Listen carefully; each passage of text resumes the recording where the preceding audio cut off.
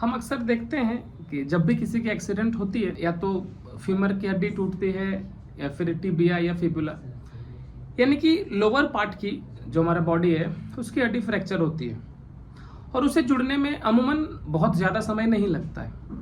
पर आप कल्पना करें कि जब किसी की अपर बॉडी यानी कि radius, ulna, humerus, clavicle bone, collar bone, ये जब फ्रैक्चर होती है तो इनमें समय ज़्यादा लगता है। इसी तरीके के एक फ्रैक्चर जिनकी हड्डी टूट गई थी, हम आज बात करते हैं प्रवीण भाई जो सुरेंद्र नगर गुजरात के हैं। इनका एक एक्सीडेंट में फ्रैक्चर होता है रेडियस। अप्रैल 2025 का ये फ्रैक्चर था। सर्जरी करवा लेने के बाद, जैसे आप सब जानते हो कि जैसे ही हमें फ्रैक्चर होता है हम सीधा किसी भी बड़े अस्पताल में हमारे बजट के अनुसार सर्जरी के लिए भागे जाते हैं, क्योंकि आनन फानन में हमें ये बिल्कुल नहीं समझ आता है कि हमें डिसीजन क्या लेना चाहिए और हमारे लिए सही क्या है और गलत क्या है। तो उनका भी सर्जरी होता है अप्रैल 2025 में ही, और लगभग 2-4 महीने इंतजार के बाद जब वो एक्सरे करवाते हैं तो एक उम्मीद रहता है इंसान को कि मुझे 2 महीने हो गए, 4 महीने हो गए, मेरी हड्डी अब तक तो या तो जुड़ जानी चाहिए और नहीं भी तो कम से कम 30-50% तक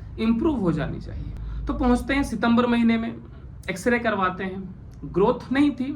अब डॉक्टर का कहना होता है कि इसमें रीसर्जरी होगा, और इस बार रीसर्जरी सिर्फ एक नॉर्मल सर्जरी नहीं होगा जैसा पहला था, हम इसमें ग्राफ्टिंग करेंगे, बोन ग्राफ्टिंग।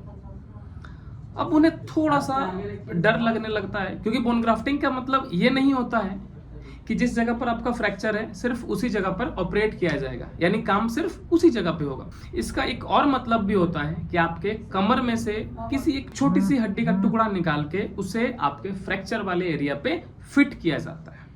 थोड़ी मुश्किल है। तो वो फिर डिसाइड करते हैं कि अगर मुझे इसका ऑल्टरनेट मिल जाए, ऑल्टरनेट यानी अगर कुछ ऐसा चीज हमें मिल जाए जब हमें ऑपरेशन की जरूरत ना हो। सुरेंद्र नगर जहाँ के वो निवासी है, वहां से भी मेरे ख्याल से लगभग 4 या 5 पेशेंट रहे हैं। तो वो फिर पहुंचते हैं झारा आयुर्वेदा में। उनका इलाज शुरू होता है सितंबर महीने में। उन्हें शुरुआती दौर में ही ये चीज बताया गया होता है कि आप, क्योंकि आपका हाथ का फ्रैक्चर है, अपर बॉडी का फ्रैक्चर है, तो इसमें रिलीफ जो है बहुत जल्दी नहीं मिल सकता है।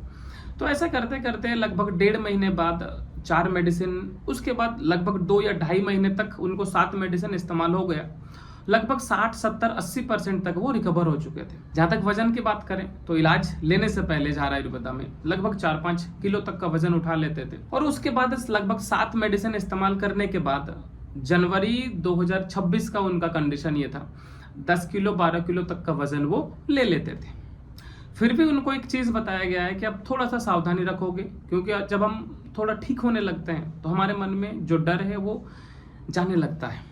और जब भी फ्रैक्चर होता है तो एक चीज हम हमेशा कहते हैं कि हमारे अंदर में एक डर होना चाहिए। वो डर इस चीज का होना चाहिए कि कहीं मैं जितना ठीक हूं और ज्यादा खराब ना हो जाऊं।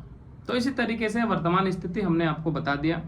हम कोशिश करेंगे एक छोटी सी वीडियो जहां पर वो कुछ वजन उठाते हुए दिखे, एक वीडियो आप सबके सामने प्रस्तुत करने का, उनका एक्सरे आप सबको दिखा देंगे, आप क्लियर तरीके से उनके रिजल्ट को समझ सकते हैं। और हैंड फ्रैक्चर्स वाले, यानी कि रेडियस हो गया, अल्ना हो गया, ह्यूमरस हो गया, ऐसे वाले जितने भी लोग हैं, आप कोशिश करना इस वीडियो को थोड़ा शेयर कर दोगे, क्योंकि ऑपरेशन कर देना बहुत बड़ा चीज नहीं होता है। आप शुरुआती दौर में अगर आपने ऑपरेशन करवा दिया, आप ठीक हो गए तब तो ठीक है।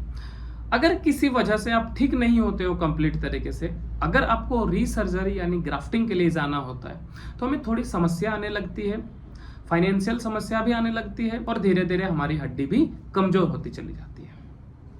धन्यवाद।